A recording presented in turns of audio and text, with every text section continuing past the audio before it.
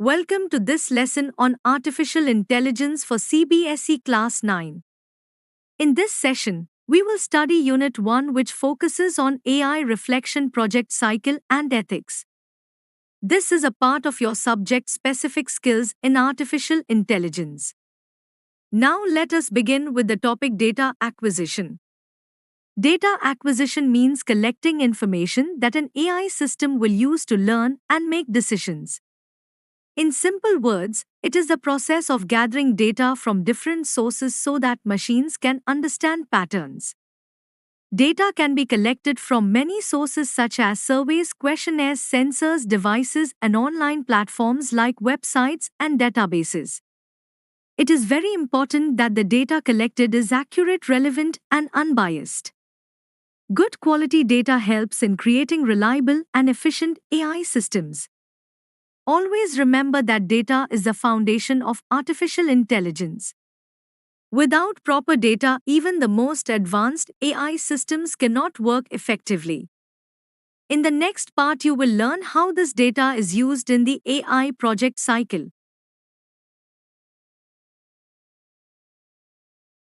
In this lesson, we will cover several important topics related to data in artificial intelligence. We will begin with data acquisition, where you will learn how data is collected from different sources. Next, we will understand what data actually is and why it is important in AI.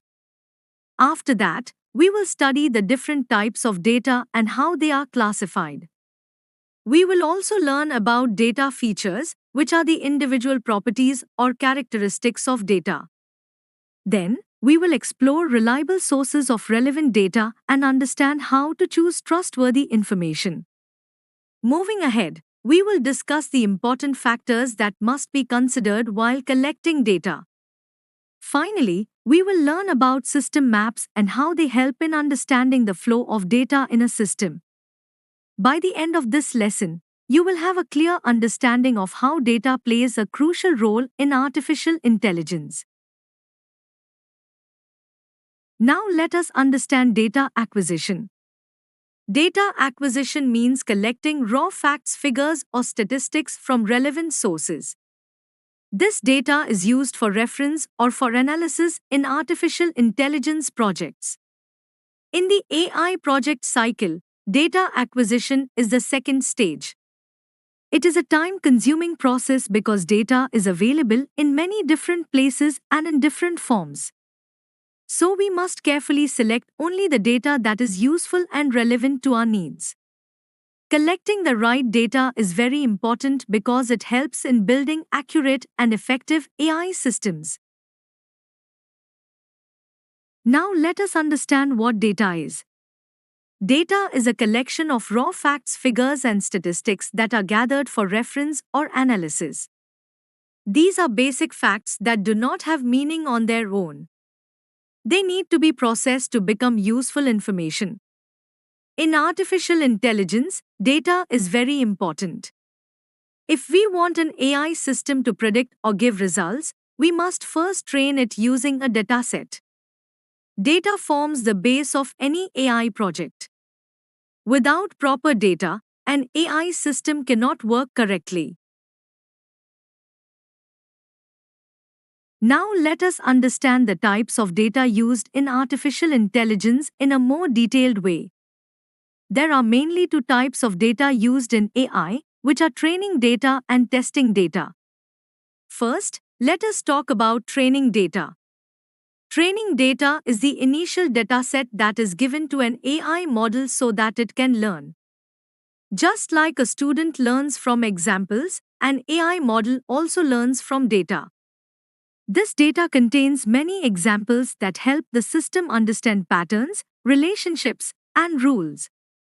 For example, if we want to build an AI system that can identify whether an email is spam or not, we provide many examples of spam and non-spam emails as training data. The system studies this data and learns how to differentiate between them.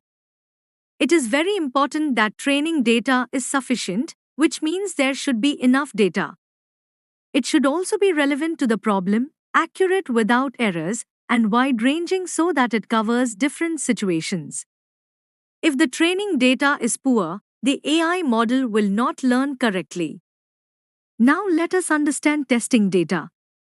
Testing data is used after the model has been trained. It helps us check how well the AI model performs. This data is new for the model, meaning the model has not seen it before. The purpose of testing data is to evaluate the accuracy and performance of the AI system. It helps us understand whether the model has learned properly or not. For example, after training the email spam detection model, we give it new emails that it has never seen before. Then we check whether it correctly identifies them as spam or not. Testing data should be similar to real-world situations. This ensures that the AI model will perform well when used in real life. To summarize, training data is used to teach the AI model, while testing data is used to check how well it has learned. Both types of data are very important for building a reliable and effective AI system. Now let us understand the types of data with the help of an example. Suppose we want to predict the result of a cricket match between Team A and Team B based on pitch conditions. In this case, we first need training data. Training data will include information from previous matches. It will contain details about pitch conditions such as whether the pitch was dry, wet, or grassy, along with the match results for both teams. The AI model studies this training data and learns the relationship between pitch conditions and match outcomes. It tries to understand patterns such as which team performs better on a certain type of pitch. After the model is trained, we use testing data.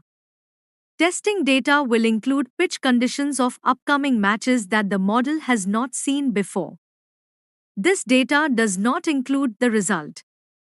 The AI model uses this new data to predict the most likely outcome of the match based on what it has learned during training. This example shows that training data helps the model learn from past information, while testing data helps us check how well the model can predict future results. Now let us understand data features. Data features are the different types of information that we collect to solve a particular problem. They help us decide what kind of data is needed for an AI model.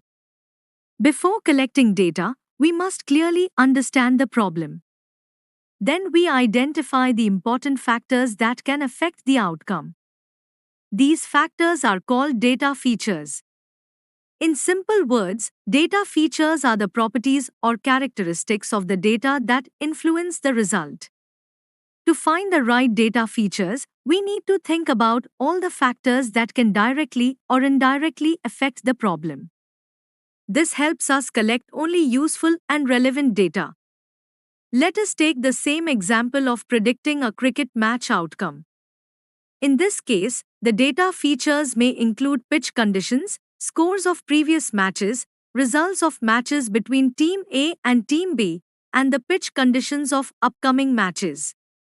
All these features help the AI model understand patterns and make better predictions. So, selecting the right data features is very important because it improves the accuracy and performance of the AI system. Now let us learn about reliable sources of relevant data. To build a good AI project, it is important to collect data from reliable and trustworthy sources. There are different ways through which we can collect such data. One common method is surveys. Surveys help us collect information from a group of people. These surveys can be conducted online, over the phone, or in person. People are asked questions through questionnaires, and their responses are recorded. This helps us gather useful insights on different topics. Another method is web scraping. Web scraping means collecting data from websites on the internet. It involves extracting information from web pages and storing it for later use. This method is useful for collecting large amounts of online data. The third method is sensors. Sensors are devices that collect data from the environment. For example, they can measure temperature, humidity, or movement. These sensors are connected to systems that store the data, and they can provide real-time information. All these sources help us collect relevant data, but it is important to ensure that the data is accurate, useful, and trustworthy. Let us continue learning about reliable sources of relevant data. Another important source is cameras. Cameras help in collecting visual data in the form of images and videos. This data can be recorded and stored on computers. Devices like CCTV cameras, web cameras, and surveillance cameras are widely used to capture data from different places. This type of data is very useful in areas like security, traffic monitoring, and facial recognition. Next is observation. Observation is a method of collecting data by carefully watching events as they happen.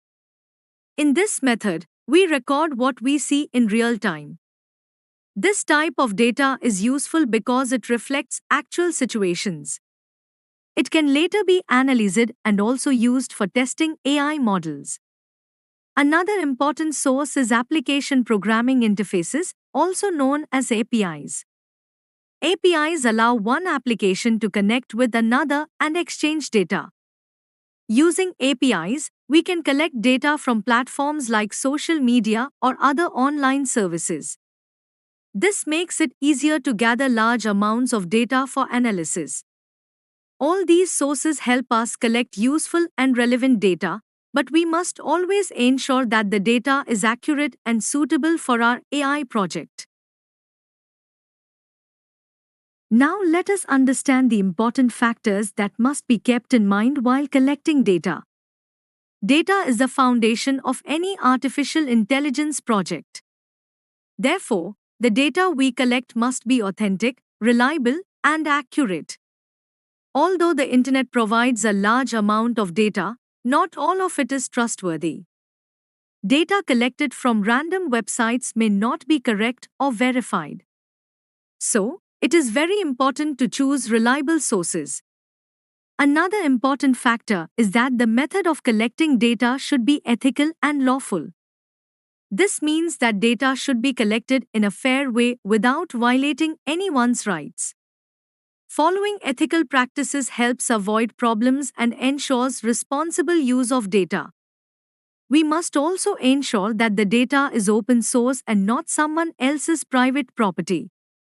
Accessing or using private data without permission is not allowed and is considered an offense.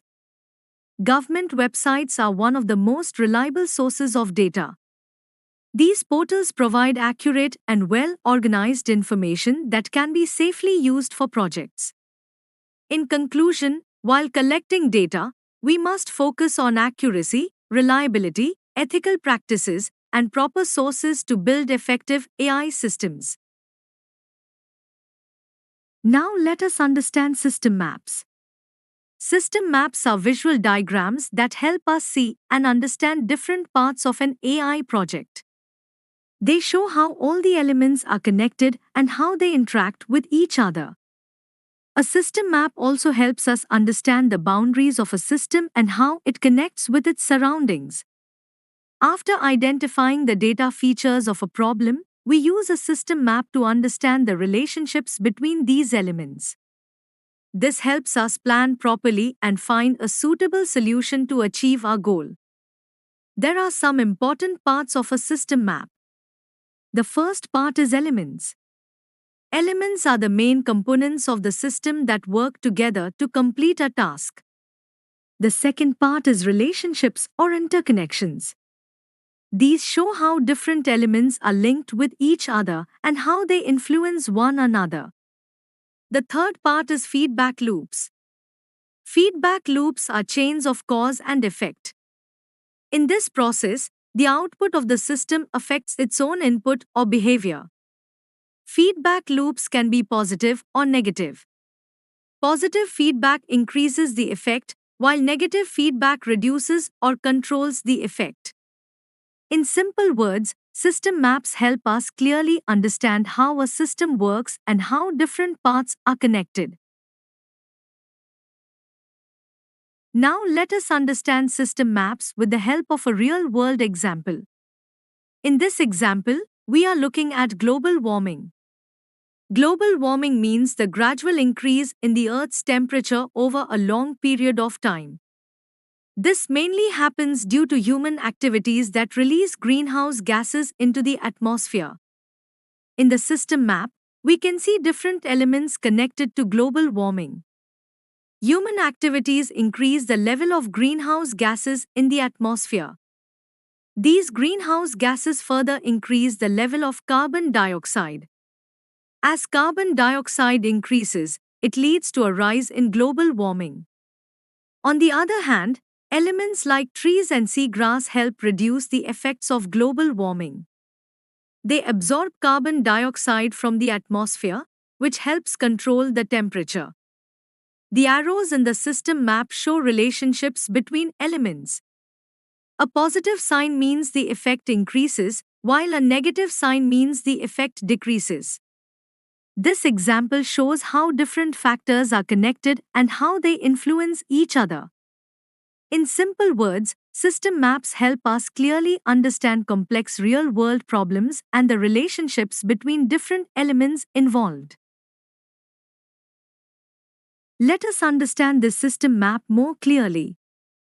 In this system map, all the elements are shown in circles. These elements are connected using arrows to show how they are related to each other. The arrows represent cause and effect relationships.